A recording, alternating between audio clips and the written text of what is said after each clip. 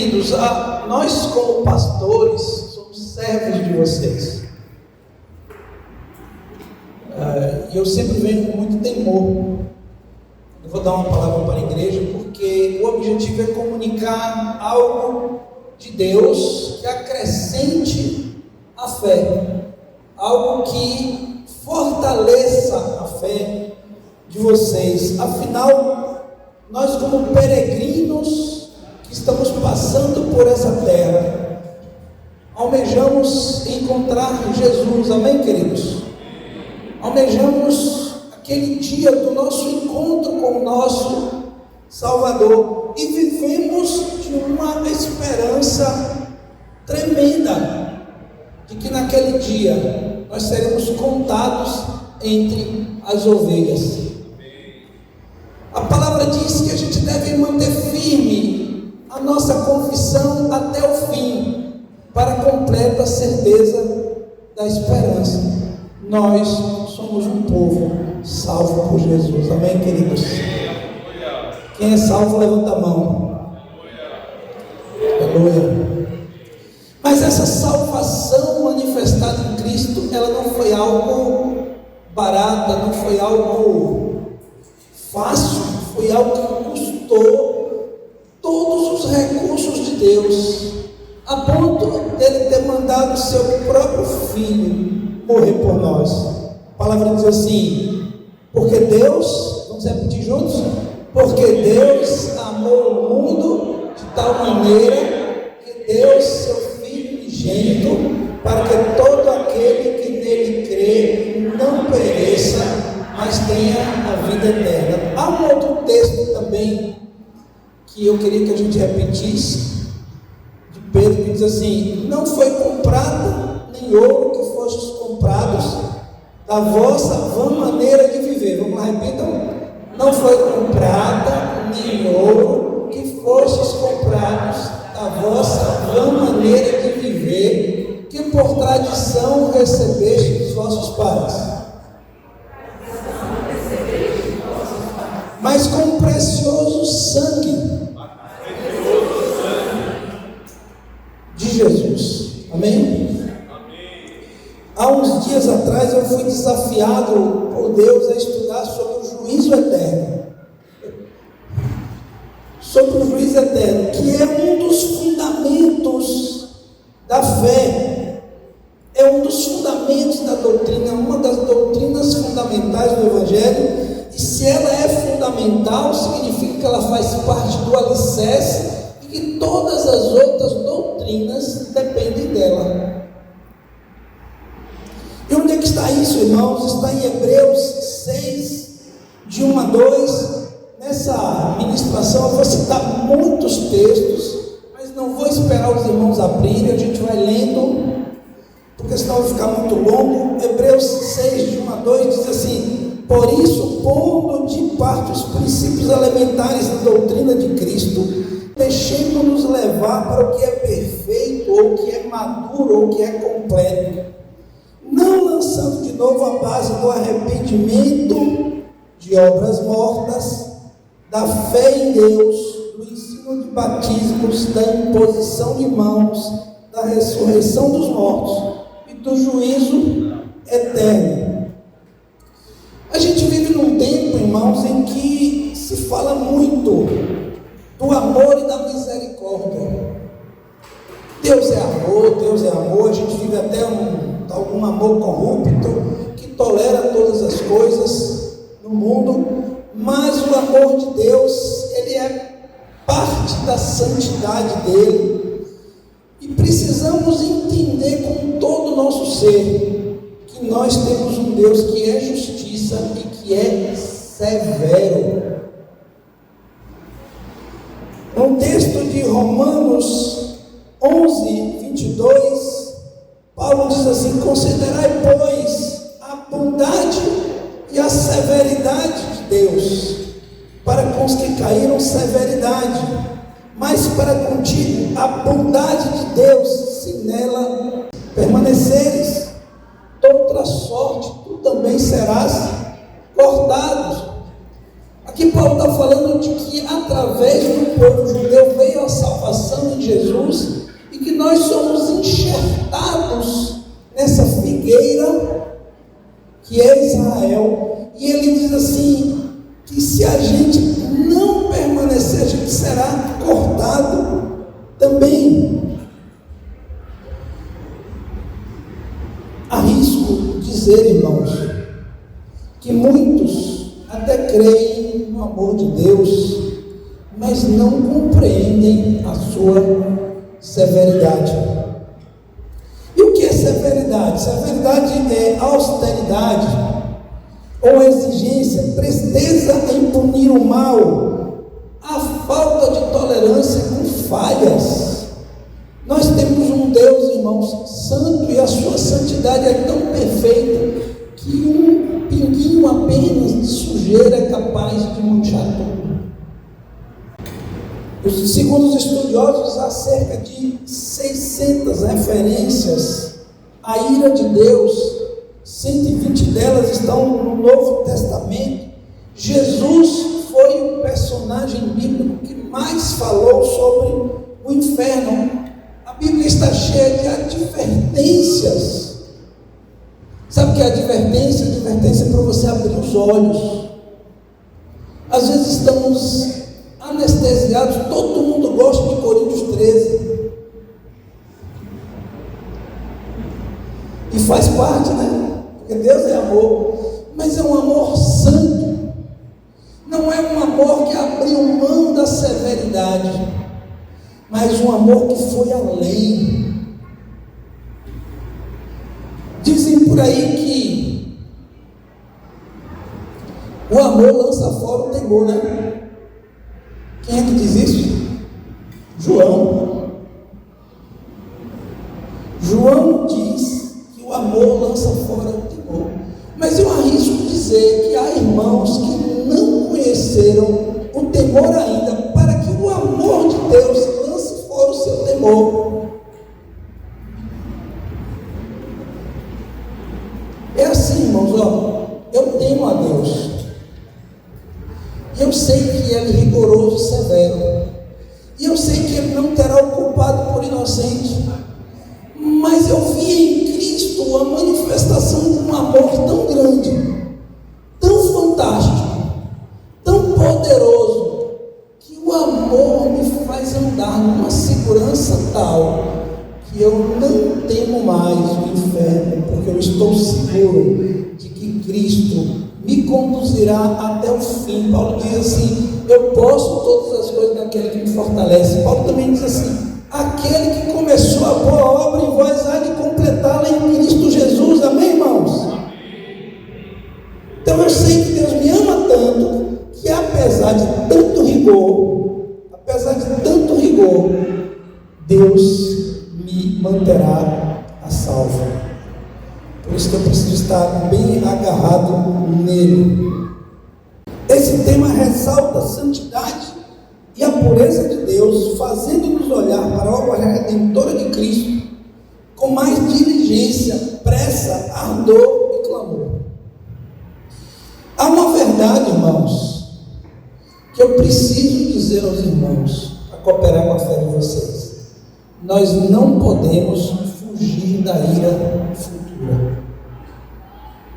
Em Mateus 3, 7, 8, Jesus diz para os fariseus, e eu preciso dizer isso para os irmãos, eu preciso olhar no espelho de manhã e dizer para mim mesmo. Ele diz assim: raça de víboras, quem vos induziu a fugir da ira futura? O que Jesus está dizendo para os fariseus? Vocês estão vivendo como se um dia vocês não tivessem que prestar contas. Vocês estão caminhando de uma maneira como se Cristo não fosse voltar, como se Deus um dia não fosse julgar. Ignorando então a santidade e a pureza de Deus. E aí ele diz para os fariseus: produzir, pois, fruto digno de arrependimento. fato, irmãos, é que nós temos que encarar de frente e tomar as providências devidas com relação aos nossos pecados. Não podemos engavetá-los e deixá-los lá, mas devemos tomar as providências devidas, sabendo, pois, que todos nós compareceremos perante o tribunal de Deus, onde prestaremos conta, onde seremos julgados pelas nossas obras. E aí vamos para alguns textos, 2 Coríntios 5,10, que diz assim: porque importa que todos nós pareçamos perante o tribunal de Cristo, para que cada um receba segundo o bem ou mal que tiver feito por meio do corpo. Hebreus 4,13: e não há criatura que não seja manifesta na sua presença, pelo contrário, todas as coisas estão descobertas e patentes aos olhos daquele a quem temos que prestar contas. Deus sabe pecados meus que eu nem sei que cometi. Deus sabe pecados seus que você nem sabe, intenções impuras. Deus julga já com 100% de acerto, mas nós não. Às vezes, né, parceiro?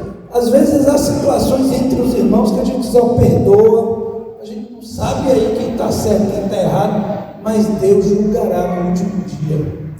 Quando você comparecer perante o tribunal de Deus, Deus vai julgar e saberá quem está certo e quem está errado. Isso não lhe causa temor? Sabendo que Deus é severo, não lhe faz tremer as pernas? Eu, quando fui estudar sobre esse assunto, eu tive alguns momentos, algumas noites de perturbação, de temor mesmo, de tremor.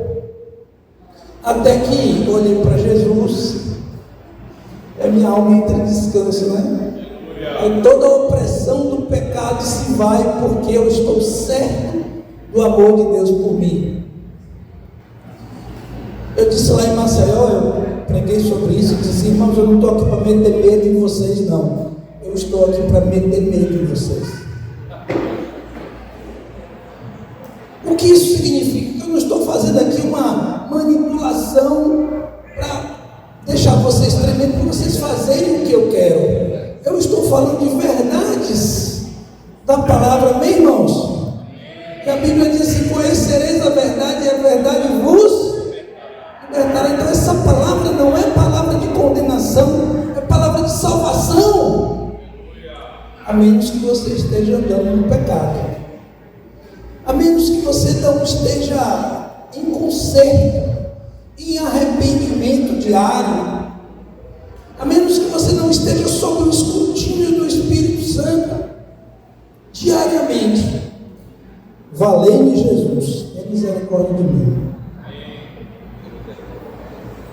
Hebreus 13,17 diz assim: obedecei vossos guias e sede submissos a eles, pois velam por vossas almas, como quem há de prestar conta delas, para que façam isso com alegria e não gemendo, porque isso não aproveitaria a todos vós.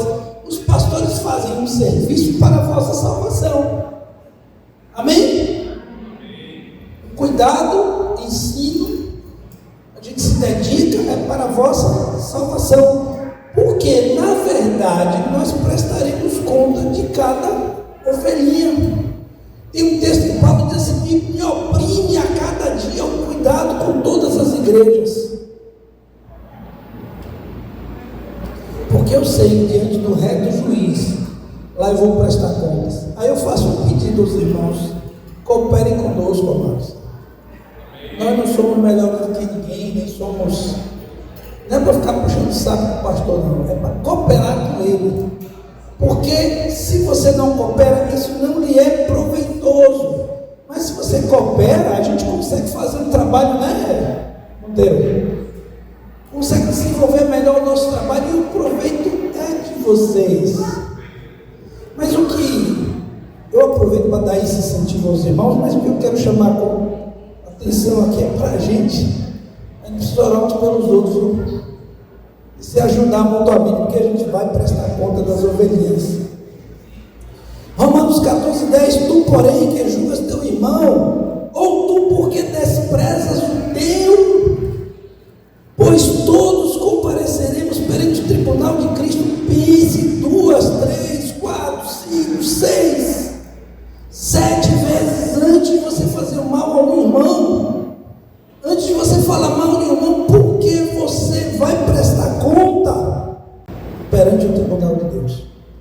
Em Apocalipse 22 diz: vi também os mortos, os grandes, os pequenos, postos em pé diante do trono. Então se abriram livros, ainda outro livro, o livro da vida foi aberto, e os mortos foram julgados segundo suas obras, conforme o que se achava escrito nos livros. Aquele pecado que você cometeu lá em 1979, mais velho aí, está escrito lá, viu? Todas as obras estão escritas. Apocalipse 20:12. Todas as obras estão escritas. Eu desde criança que eu imaginava assim o dia do juízo como uma tela grande de 200 polegadas, passando ali todas as obras más que eu fiz, das quais eu não poderei me defender de nenhuma delas. Aqui, se Henrique vier aqui no final do encontro dizer: Vini, você fez isso de errado, eu vou botar o contraponto, não, mas eu vou tentar retratar, tentar defender, mas lá naquele dia, o que passar na tela vai estar tão exposto que eu não terei como me defender. Aí Paulo diz assim: quem me livrará do corpo desta morte? Graças a Deus por Cristo Jesus. Nesse dia, valei-me Cristo, sua mercê me sustenta e me guarda. Nesse dia, irmãos, é a obra redentora de Cristo que há de me trazer perdão. Isso era para falar mais adiante, mas eu não aguento. Tem que dizer. Lá estarão escritas, irmãos, cada mentira, cada olhar impuro, cada ira, cada injustiça, cada justiça que fiz com minhas próprias mãos, cada pecado, cada palavra frívola. Olha o que diz lá em Mateus 12, 36 a 37. Digo-vos que toda palavra frívola que proferirem aos homens, dela darão conta no dia do juízo. A gente às vezes não leva a sério, né? A gente às vezes se acostuma, a gente às vezes se acostuma com determinados pecados, irmãos. Mas até as promessas que fizemos e não cumprimos. Por isso, a palavra nos aconselha a pensar bem antes de prometer algo. E aí, de novo, graças a Deus pelo sangue de Cristo derramado e rasgado por nós, o que nos salva da ira futura. E quando a palavra diz, irmãos, que nós vamos comparecer perante o tribunal de Cristo,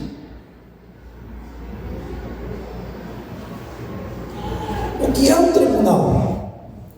O tribunal é um lugar de julgamento, de separação entre o bem e o mal. Julgar significa examinar e separar entre o certo e o errado, para fazer diferença entre o bem e o mal, para garantia do entendimento e da execução da justiça. Pelo menos terrenamente falando, essa é a teoria que muitas vezes não acontece lá em cima, no tribunal humano, porque é sujeito a tantas interferências, até políticas, pessoais. Mas o julgamento do reto juízo, o tribunal de Deus, ele é isento de vieses, ele é correto, ele é coerente, ele é exato, ele é 100% perfeito. E aqui o justo juiz fará a separação entre o bem e o mal para estabelecer a sentença. Aqui o justo juiz dará a sentença final e julgará os homens segundo as suas obras. E aqui deverá ser o fim da injustiça, o estabelecimento da justiça, o lugar de retribuir a cada um segundo as suas obras. Aquele que se aproxima de Deus precisa crer que Ele existe e que Ele recompensa ou retribui aquele que o busca.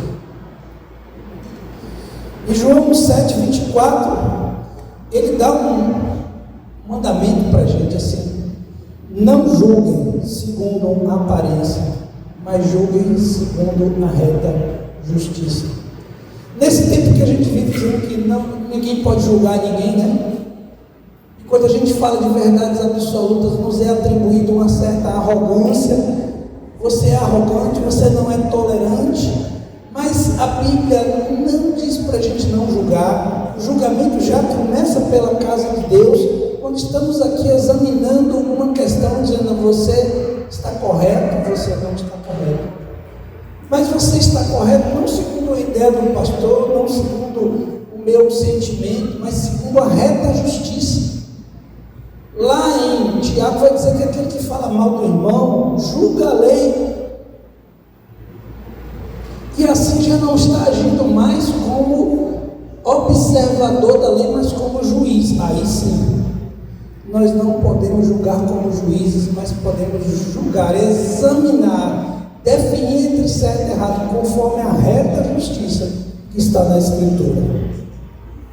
No tribunal de Deus, entretanto, não vai haver esse conflito, que é um tribunal correto. Quais são os elementos de um tribunal? O primeiro elemento de um tribunal é o juiz. O juiz é Deus e é Jesus. Hebreus 12, 22 a 23 diz assim: mas tendes chegado ao monte de Sião, a cidade do Deus vivo, a Jerusalém celestial, e a incontáveis hostes de anjos, e a universal assembleia, a igreja dos primogênitos arrolados nos céus, e a Deus, o juiz de todos, e aos espíritos dos justos aperfeiçoados. João 5, 22 a 23 diz assim: e o Pai a ninguém julga, mas deu ao seu Filho todo julgamento, para que todos honrem o Filho, como honram o Pai. Atos 10, 42 diz: e nos mandou pregar ao povo e testificar que Ele é o que é por Deus, que por Deus foi constituído juiz dos vivos e dos mortos. 2 Timóteo 4:1, diante de Deus e de Cristo Jesus, que há de julgar os vivos e os mortos. Mateus 25. Nós temos 3 parábolas: a dos talentos, o juízo das nações e as virgens. E todas essas falam sobre julgamento. A parábola dos talentos, os infiéis que receberam talentos e não investiram, ficaram de fora.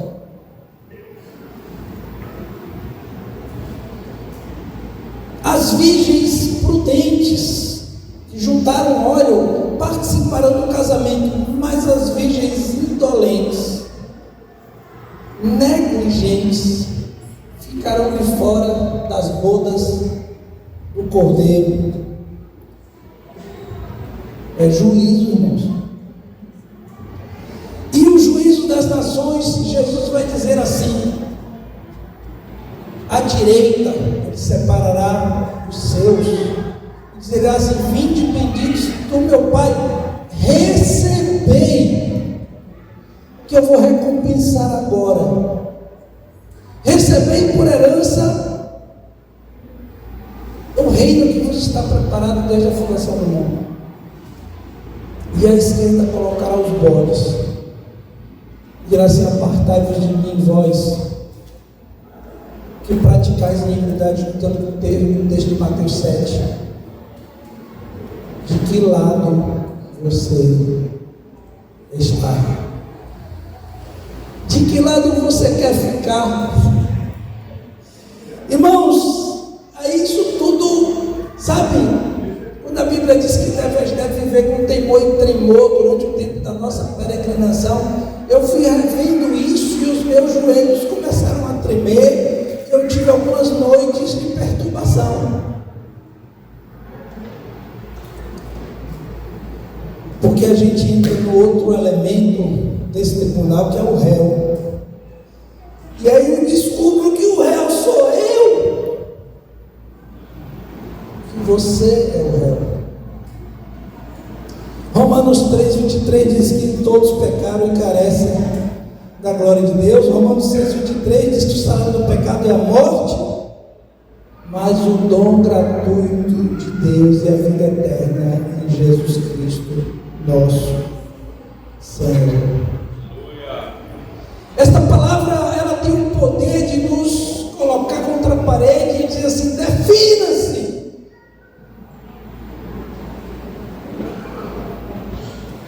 Ou obediência para a vida, ou desobediência para a morte. Como é saudável que os joelhos estejam tremendo.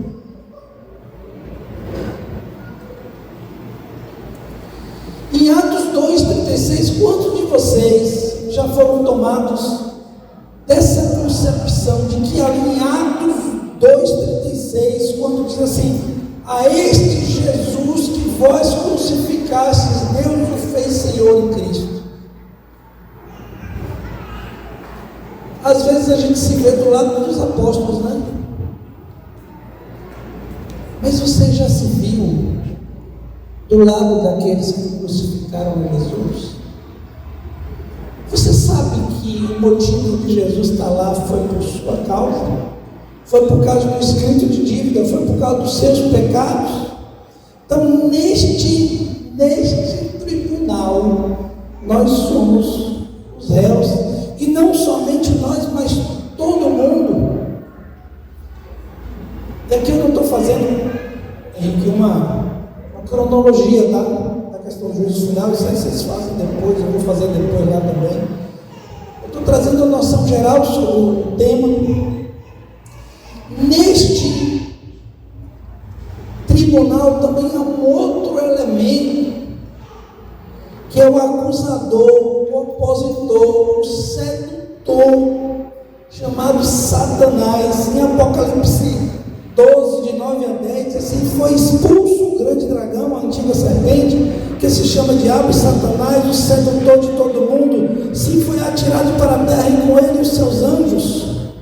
Então ouvi uma grande voz do céu proclamando: agora veio a salvação, o poder, o reino de nosso Deus e a autoridade do seu Cristo, pois foi expulso o acusador de nossos irmãos, o mesmo que os acusa de dia e de noite diante de nosso Deus.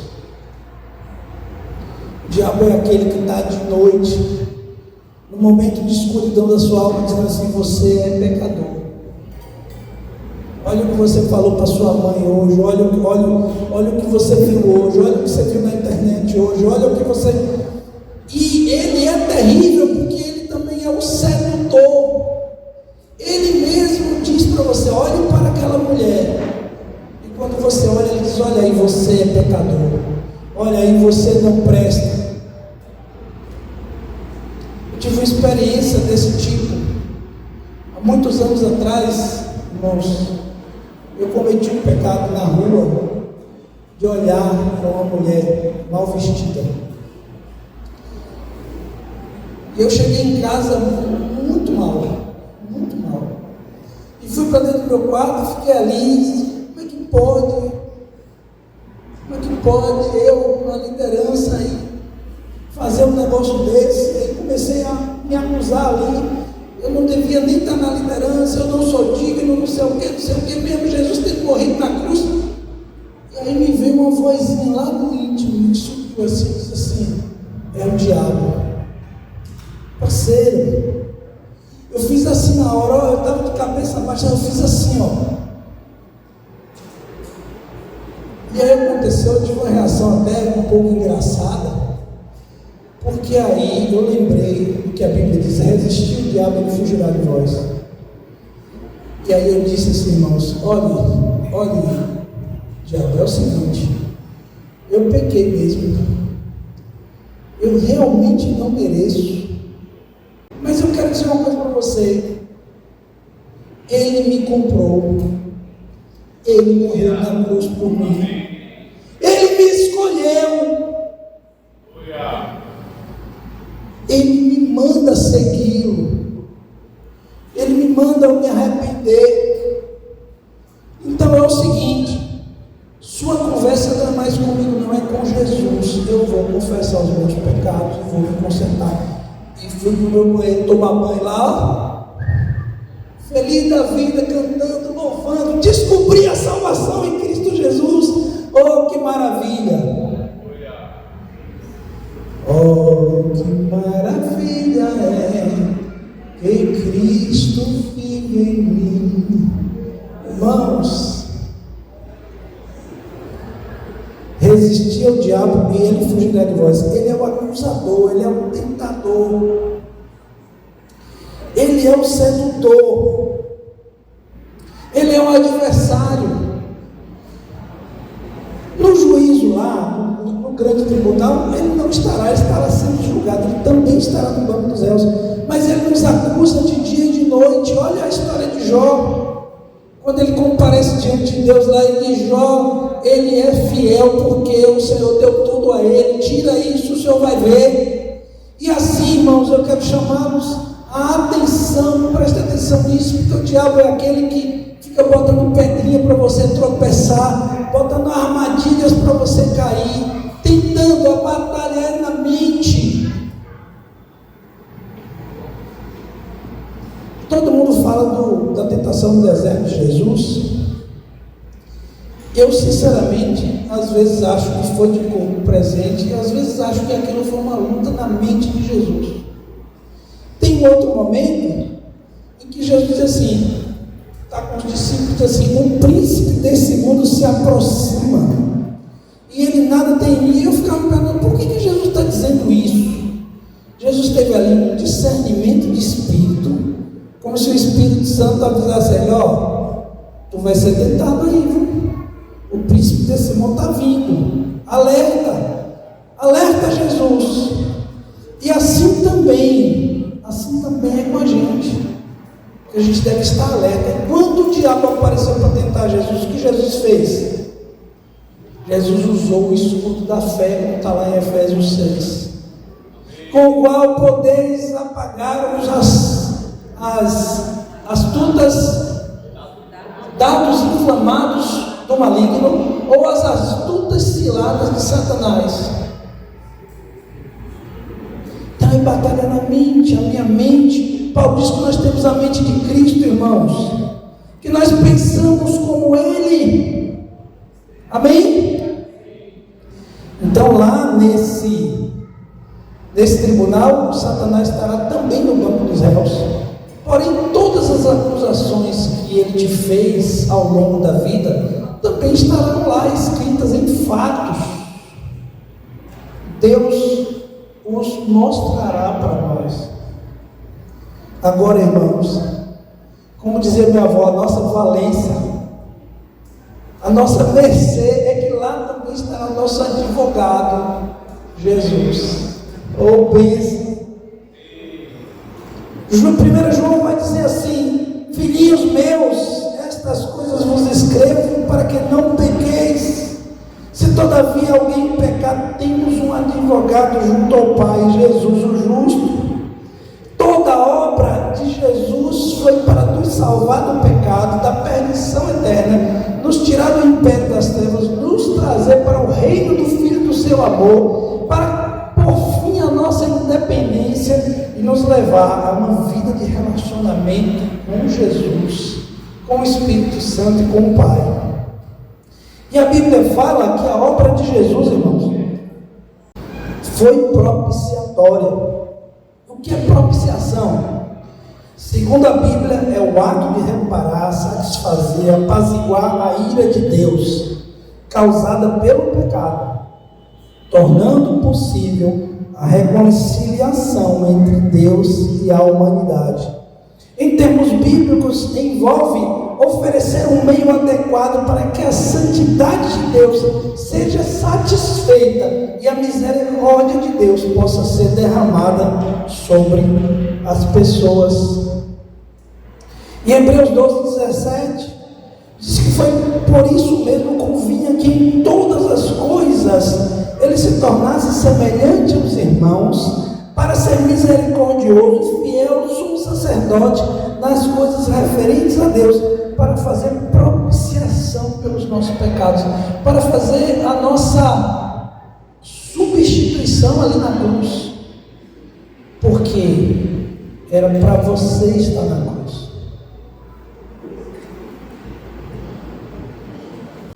Em 1 João 2 diz: Ele é a propiciação pelos nossos pecados, não somente pelos nossos próprios, mas ainda pelos do mundo inteiro.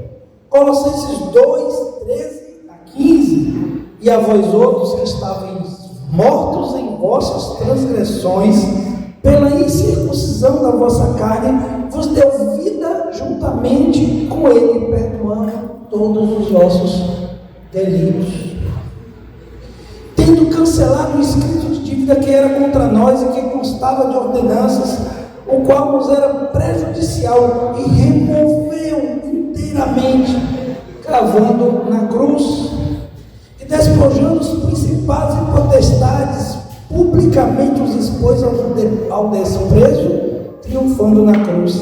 Então ele nos deu vida, nos deu perdão dos pecados, rasgou o escrito de dívida, venceu o diabo e venceu a morte.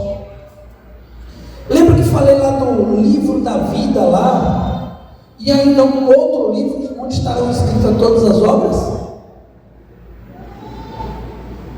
Todas as nossas obras pecaminosas estão lá. E Jesus pegou pela sua obra, o rasgou, nos dando chance a perdão, a reconciliação, a nova vida, e nos fez novas criaturas. Obrigado por tudo. Aleluia. Irmãos, e aí? Esse é o nosso descanso, amém? Vinde a mim, vós que estáis cansados, sobrecarregados, e eu vos. A gente tem aprendido a olhar mais para as opressões da nossa vida aqui. Mas assim, a Bíblia diz que as provações que passamos aqui não se pode comparar com a glória revelada. Mas da mesma maneira, os sofrimentos aqui não podem se comparar com o juízo eterno e com o fogo eterno que será, onde será lançado os ímpios. Já parou para pensar nisso? Tem um texto na Bíblia, eu não coloquei aqui, mas tem um texto que diz assim que aqueles que voltam ao pecado só lhes resta o horror e a expectação de juízo. Horror e expectação de juízo. Você não treme. Lá em nossa casa, meu pai saiu de casa, eu tinha 4 anos, minha mãe teve que sair para trabalhar, nós fomos criados com vó e avô. E apesar disso, minha avó era bem rígida, viu, irmão? Eu não sou menino de vó, não. Minha avó era brincadeira. Mas minha mãe, todo sábado à tarde, era o dia do juízo final. Minha avó anotava todas as peripécias nossas, todas as desobediências, todos os pecados da semana. Sábado de manhã ela ia fazer feira, dizia para a gente assim: à tarde é a nossa conversa. E ficávamos então, eu lembro da gente sentado na porta de casa, assim, tremendo nas bases, e dizendo: por que você fez aquilo? Por que você fez? Olha, vai apanhar hoje? Se não tivesse feito, eu não ia apanhar. Agora você vai ver, vai doer o traseiro. E ficávamos ali, numa intensa expectação de horror e juízo que haveria de ser lançado sobre nós. E aí na hora lá a gente almoçava, ficava todo mundo no almoço assim, todo mundo tenso. E depois de um tempo, minha mãe dava o tempo da digestão, e depois a gente ia para o acerto de contas. E aí minha mãe pegava a cadernetinha e dizia assim: Adriana, você fez isso, por causa disso você vai levar tanto bolo. Bolo era palmatória, né? Nas mãos e nos pés. Ela não batia muito no traseiro, não, era mais na mão e nos pés. E aí lia os pecados de Adriana e disciplinava. Lia os pecados de Fabrício e disciplinava. Lia os pecados de Acácio, disciplinava. Eu era o caçulinha, era por último. Lia os pecados de Vinícius apanhava. A gente apanhava, doía bastante, a gente chorava, todo mundo chorava, e depois a gente ia brincar, aliviados, porque o juízo foi feito. Isso gerou em nós, né? Minha mãe não tinha condição de disciplinar a gente direto, assim, na hora que acontecia, mas eu não sei, eu acho que talvez fosse melhor na hora, né? Porque você ficar acumulando, fugindo da ira futura e acumulando para o dia do juízo no sábado à tarde era muito pior. A gente, cada coisa que a gente fazia, eita, sábado, estou frito.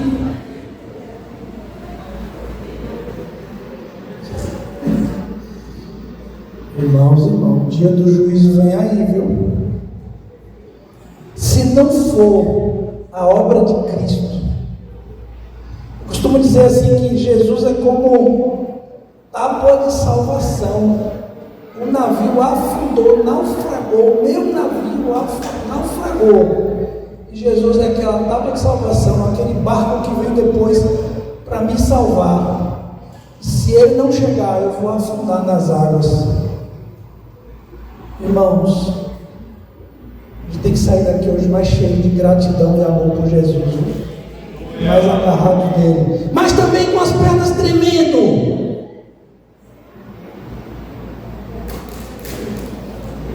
E eu que fui estudar sobre isso e comecei a tremer, eu estava dizendo para Henrique, mano, foi bom ter estudado sobre esse assunto é alicerce, é importante para a minha fé, e como tem sido bom, que tem produzido mais santificação em mim a partir dessa relembrança. Agora, eu queria dizer uma frase aqui, os irmãos talvez vão estranhar um pouquinho, mas eu quero dizer assim: Deus é vingador. Vamos ver os textos? Mas eu quero aqui restaurar com vocês o significado da palavra vingança. Vingança é uma atribuição divina.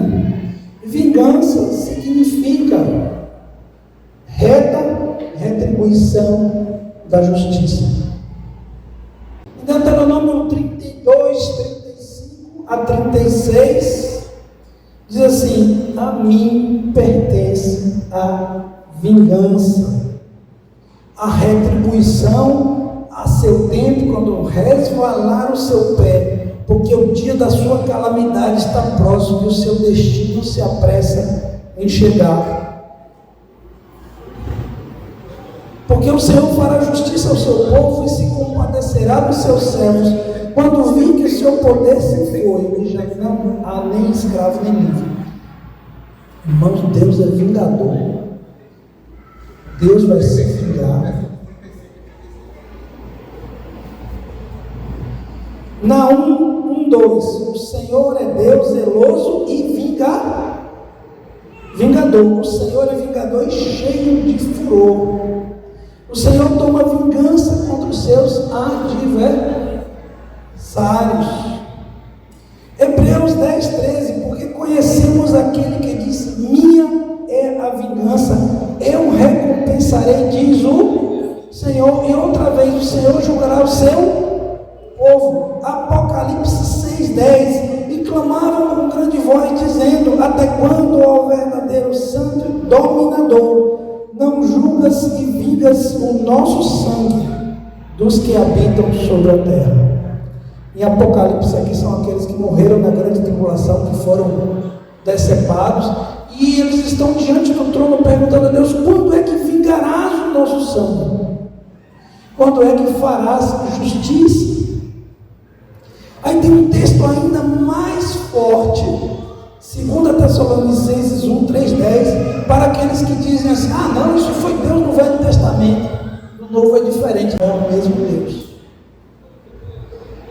2 Tessalonicenses 1, 3, 10, diz assim: a tal ponto que nós mesmos nos gloriamos de vós nas igrejas de Deus, à vista da vossa constância e fé em todas as vossas perseguições e nas tribulações que suportais, sinal evidente do reto juízo de Deus, para que sejais considerados dignos do reino de Deus, pelo qual com efeito estáis sofrendo. Se de fato é justo para com Deus que Ele dê paga tribulação aos que vos atribulam, e a vós outros que sois atribulados, alívio juntamente conosco, quando o céu se manifestar, o Senhor Jesus, com os anjos do seu poder, em chama de fogo, tomando vingança contra os que não conhecem a Deus e contra os que não obedecem o Evangelho de nosso Senhor Jesus Cristo. Eles sofrerão penalidade de eterna destruição, banidos da face do Senhor e da glória do seu poder, quando vier para ser glorificado dos seus santos e ser admirado em todos os que creram naquele dia,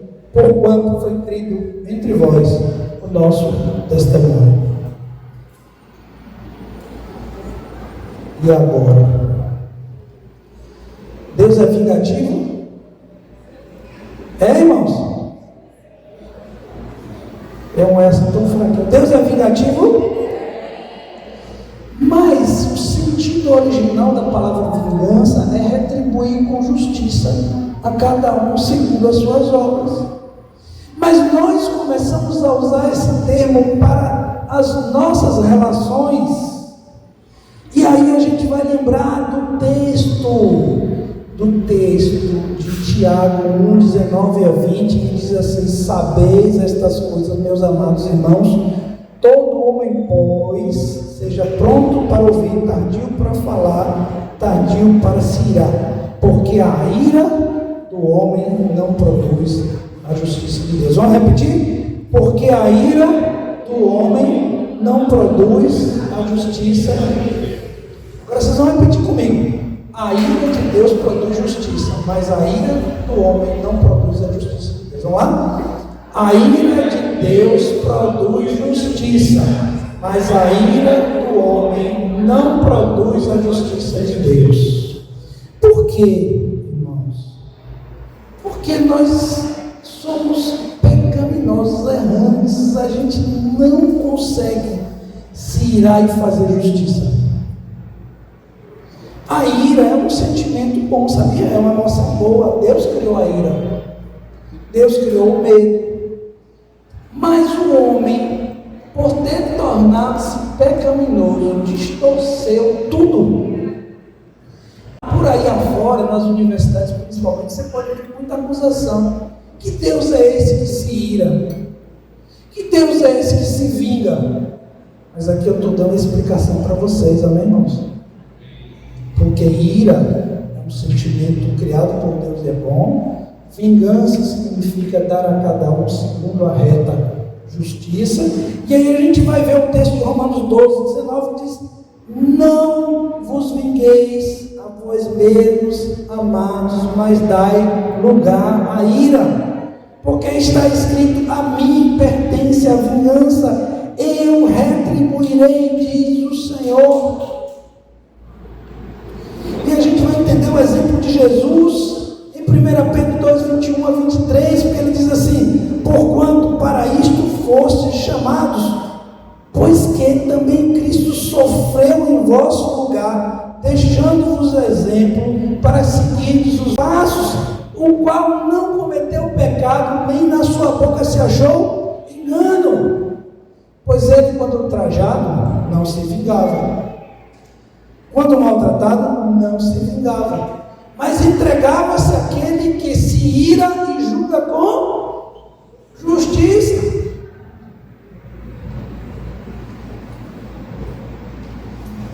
Deve ter dois irmãos aí que estão brigados. Suponha. Não, dê lugar à ira. Não a sua, mas a de Deus. Você diz assim, meu irmão, ó, Cristo morreu por mim, Ele me justificou, eu que mereço a morte, estou sendo salvo. Tanta graça de Deus, eu vou apresentar no dia do juízo lá, essa questão que há entre nós aqui é muito pequenininha. Deus lá no dia do juízo vai julgar com justiça entre nós. Então, ó, a Bíblia também diz assim: se não perdoardes os pecados dos outros, eu também não vos perdoarei. Eu disse, espera aí, deixa eu perdoar logo, porque eu vou comparecer perante o tribunal de Cristo, justo juiz, e lá não poderei me defender. Apenas Cristo poderá me defender.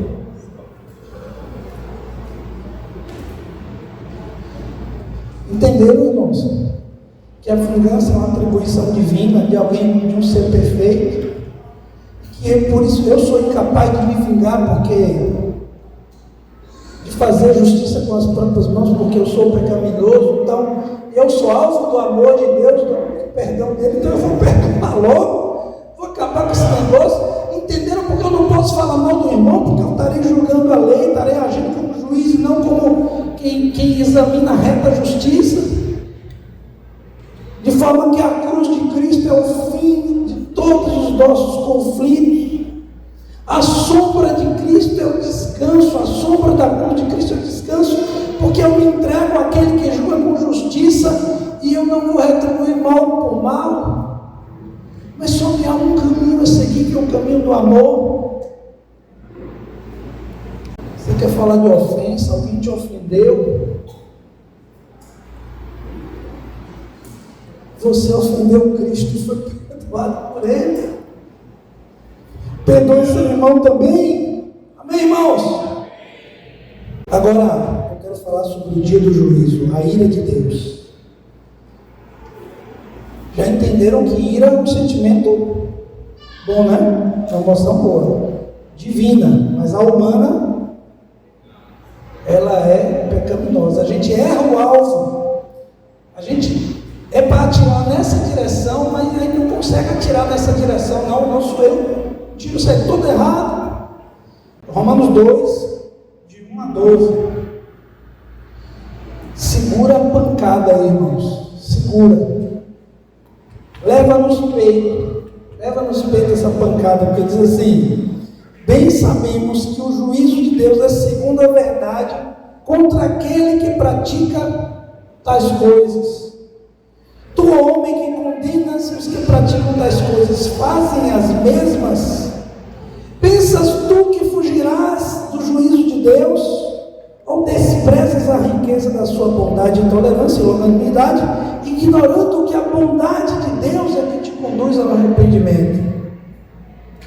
Mas segundo a tua dureza e coração impenitente, acumulas contra ti mesmo ira para o dia da ira e da revelação do justo juízo de Deus, que retribuirá a cada um segundo o seu procedimento. Lembra que a gente falou no texto de Hebreus 11? Aquele que se aproxima de Deus precisa crer que Ele existe, que Ele recompensa aqueles que o buscam. Ele diz assim, que vai dar a vida eterna aos que, perseverando em fazer o bem, procuram glória, honra e incorruptibilidade,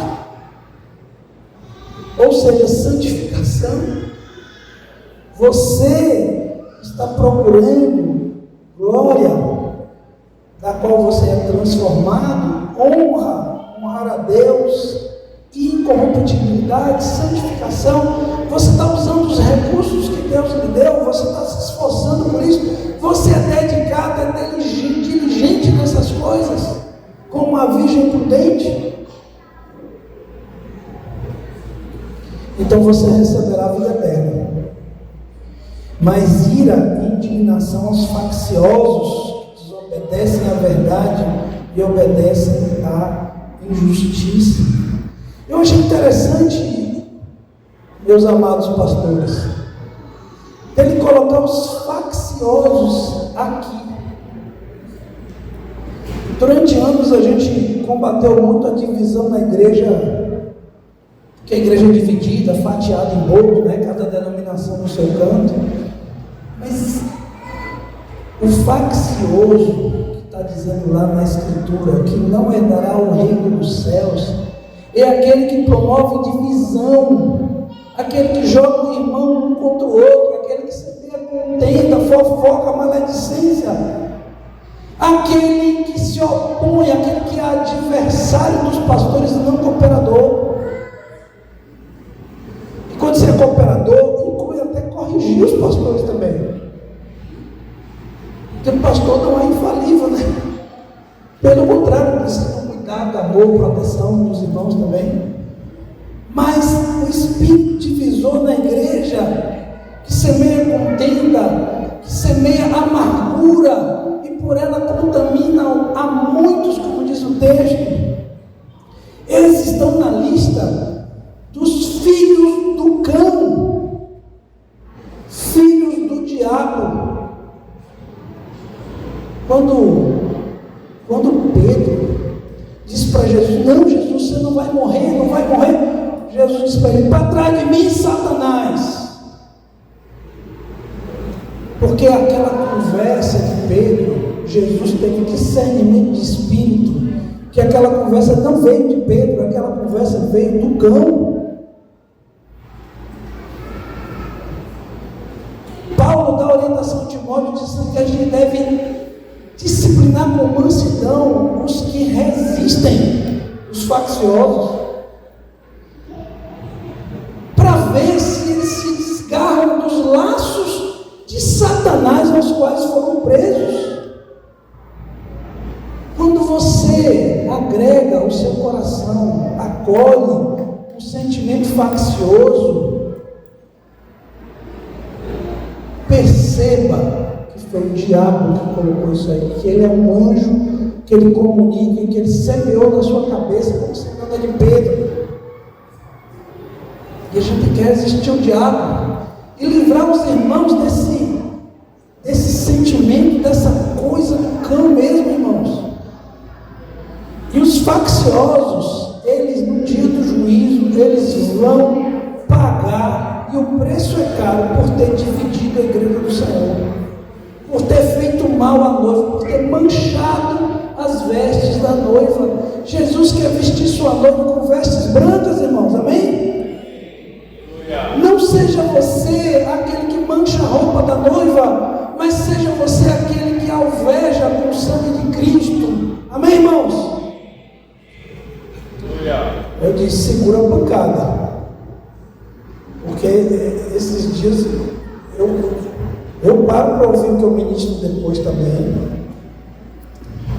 Eu ministrei isso lá, mas depois eu fui ouvir, é pancada aqui, ó, segura nos peitos. Falei-me Jesus. Essa palavra me botou contra a parede. Quero que coloque os irmãos também, para que você se agarre em Jesus, porque Ele é a única.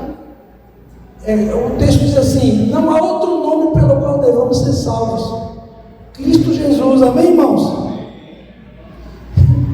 E aí, parceiro, estou descobrindo um monte de orgulho em mim depois disso. A percepção vai se afinando, né? Aí você vai percebendo um monte de coisa que eu tenho que corrigir. Mas tribulação e angústia virão sobre a alma de qualquer homem que faz o mal, ao judeu primeiro e também ao grego. Glória, porém, honra e paz a todo aquele que pratica o bem, ao judeu primeiro e também ao grego, porque para com Deus não há acepção de pessoas. Assim, pois, todos que pecaram sem lei perecerão, e todos que sob a lei pecaram, mediante a lei serão julgados.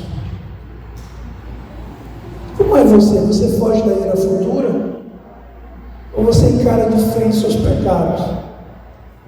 Ou você confessa logo e deixa? Ou você constrói caminhos retos para os seus pés? Diz lá em Hebreus assim: levantai os vossos joelhos trôpegos e fazei veredas justas para os vossos pés.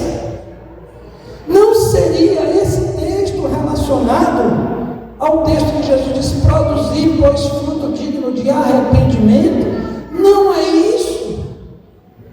Porque se eu passei por determinada rua e tive um olhar impuro, E eu disse assim, meu Deus, eu não quero mais ter esse elétrico. Então eu vou passar pela rua, por outra rua agora, eu vou tomar alguma providência para não pecar mais. Eu vou limpar meus olhos. O que está acontecendo comigo? Peraí, deixa eu verificar. Em santo temor e tremor, vivei a vida, tempo da vossa peregrinação, com santo temor e tremor. Apocalipse 14:10, segura a pancada, irmãos. Também esse beberá do vinho da cólera de Deus, preparado sem mistura no cálice da sua ira, e será atormentado com fogo e enxofre diante dos santos anjos, na presença do Cordeiro. Esse texto refere-se ao juízo final. Haverá um juízo no início do milênio, não é isso? Onde haverá o julgamento das nações e haverá um juízo lá no final. Apocalipse 11:18 diz: na verdade se enfureceram as nações, chegou porém a sua ira e o tempo determinado para serem julgados os mortos, para se dar o galardão aos seus servos, os profetas, os santos, aos santos e aos que temem o seu nome, tanto os pequenos como grandes, para destruírem os que destroem a terra. Ai, irmãos, e qual é o parâmetro que Deus vai usar para julgar? A sua santidade. Segundo Tiago 2,10 diz: qualquer um que guardar toda a lei tropeça em um só ponto, se torna culpado de todos.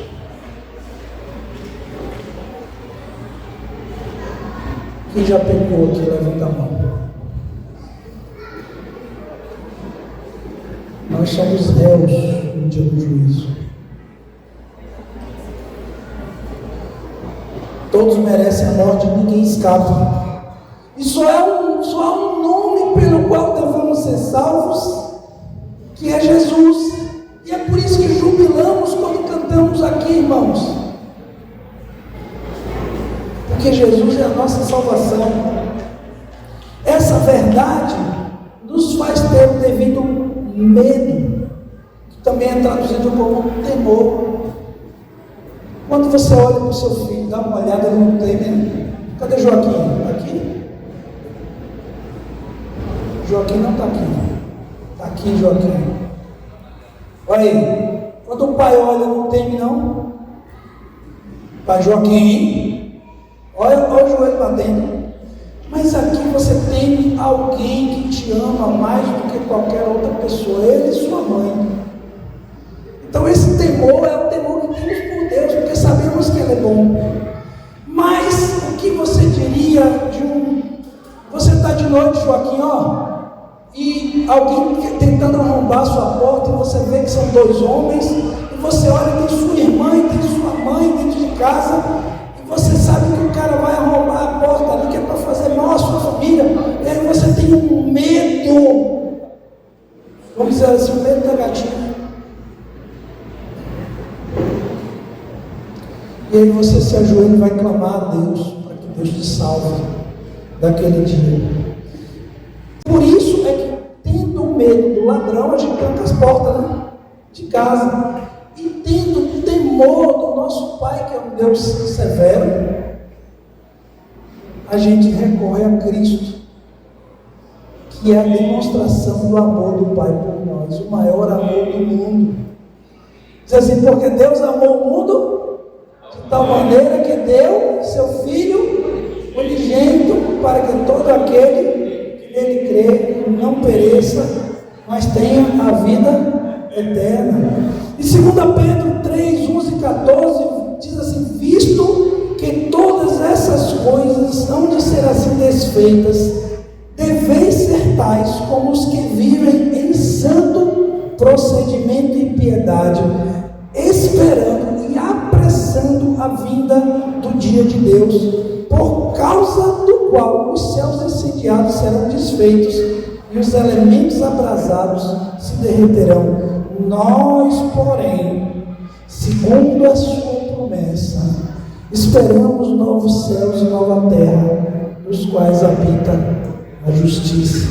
Por essa razão, pois, amados, esperando estas coisas, empenhai-vos em seres achados por Ele em paz, sem mácula e irrepreensíveis. O Jesus.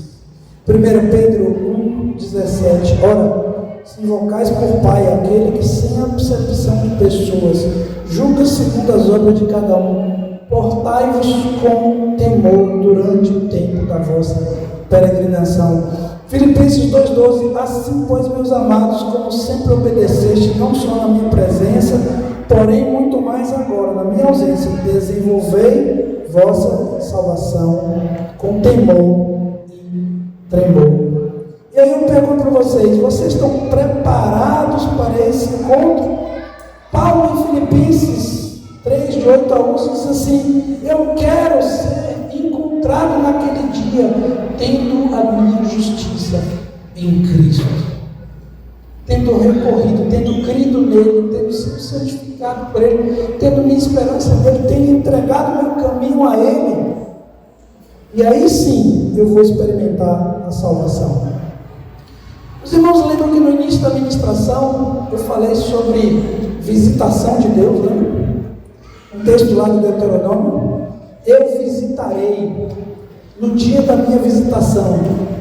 Está em Êxodo 32, 34, diz assim: vai, pois, agora e conduze o povo para onde te disse, eis que meu anjo virá adiante de ti. Porém, no dia da minha visitação, vingarei neles o seu pecado. No dia vingarei neles o seu pecado. A palavra que é encontrada aí significa ser visitado, ser depositado, ser feito supervisor, ser encarregado, ser contado, ter o seu passado em revista.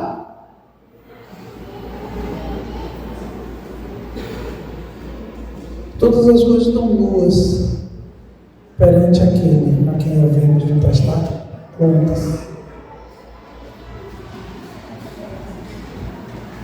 Aí eu estou estudando sobre isso, irmãos, e pego o texto de 1 Pedro 2,12, que ele diz assim: mantendo exemplar o vosso procedimento no meio dos gentios, para que naquilo que falam contra vós outros, como de malfeitores, observando-vos as vossas boas obras, glorifiquem a Deus no dia da visitação. Parceiro, eu fui olhar o que é dia da visitação, está lá, episcopo. E a palavra para supervisor, para presbítero, é episcopo. E eu disse: oxê, peraí, dia da visitação é dia da checagem. Episcopo, investigação, inspeção, aquele ato pelo qual Deus examina e sonda os caminhos e prescruta o caráter dos homens a fim de decidir o seu destino, se o seu destino será alegre ou triste. Também pode significar supervisão, ou um ministério de supervisão, ofício, cargo, ofício de um ancião, supervisores ou dirigentes de uma igreja cristã. Então, episcopo é primariamente supervisão, que é a mesma coisa de juízo, porque na supervisão a gente examina e separa entre o bem e o mal. Então, Natan vem para mim com uma questão: Vini, aconteceu isso e isso, me ajuda aqui. O que eu vou fazer, parceiro? Vamos examinar essa questão de acordo com a palavra. O que fazem os pastores ao supervisionar o serviço dos irmãos? Ver aquilo que está dentro da vontade de Deus, aquilo que não está, colocando, ver se os irmãos estão sendo fiéis, cumpridores do seu chamado. E aí tenta equipar, né? Equipar os irmãos para o serviço. Então, em 1 Pedro 4,17 vai dizer: porque a ocasião de começar o juízo pela casa de Deus é chegada. Ora, se primeiro vem por nós, qual será o fim daqueles que não obedecem a Deus? Aí, meus irmãos, eu fui estudando sobre isso, eu fui perceber que já que o juízo final, então significa que tem juízos antes. Porque o juízo advém de examinar e separar entre o bem e o mal. Não é porventura o que nós fazemos diariamente nos nossos passos. Examinar e ver se vocês estão em Deus. O juízo começa aqui. E aí eu digo, parceiro, diga o nome de um discípulo seu aí, Kaique. Ô Kaique, se você vai passar pelo juízo final como eu também, não é melhor a gente ser checado agora? Não é a igreja uma rede de apoio para nos levar até a salvação em Cristo? Não é a igreja sacerdotes e profetas comissionados por Jesus para a nossa santificação? Não é a igreja um instrumento de Deus para a edificação do seu corpo, da sua casa, para que a noiva chegue diante de Deus vestida como linho fino? Todo mundo tem medo de ser checado. A gente vive numa cultura em que ninguém quer prestar conta para ninguém. Mas nós temos aprendido no discipulado, no cuidado pastoral, nós temos aprendido a prestar contas na nossa vida. Há irmãos que nos amam, há irmãos que foram comissionados por Jesus para a nossa salvação. E se você há de ser checado naquele dia, por que não faz a checagem logo? Com a igreja, com os irmãos, com aqueles que andam. A Bíblia diz que se andando um sozinho e cair, quem o levantará? Mas se ele tiver com o irmão do lado, ele levanta. Não somos porventura nós todos homens pecadores que fomos salvos por Jesus, que fomos amados, perdoados? Não há porventura na igreja misericórdia, porque nós recebemos misericórdia do alto. E há essa misericórdia na igreja. E você está certo do que você está fazendo? A Bíblia diz: o homem faz planos, o homem julga estar reto, vem o outro e o examina. Gente, que bênção, já que o juízo virá. E Deus proveu todos os recursos para que eu chegue naquele dia em salvação. Naquele dia firmes, naquele dia vitoriosos. Ao que vencer, darei a coroa da vida. Amém, irmãos? Vamos ficar em pé.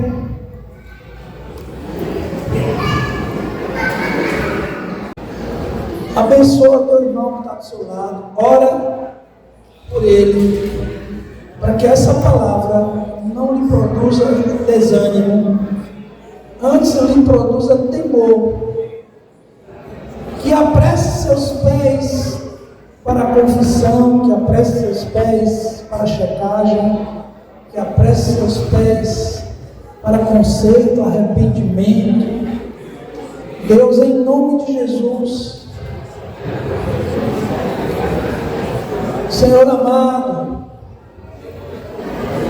derrama do teu Espírito sobre a tua igreja, Senhor. Nos faz considerar a tua severidade e a tua bondade. Oh Deus, que bom, Senhor. O Senhor é santo, justo, que o Senhor é vingador, que o Senhor recompensa aqueles que o buscam. Que bom, Senhor, que nos salvastes, o teu amor nos alcançou. Tu és a nossa salvação, Tu és a nossa propiciação, Senhor. Oh, Jesus. Deus amado.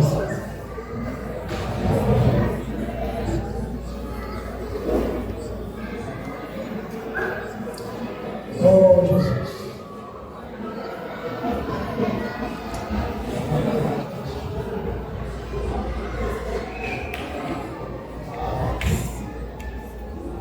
Irmãos, eu termino dizendo o seguinte: Deus tem todos os motivos para me lançar no inferno. Mas graças a Deus por Cristo Jesus, que é a minha salvação. É nele que eu estou, é nele que estamos. Por isso podemos cantar e nos alegrar e jubilar, porque o Senhor é a nossa salvação.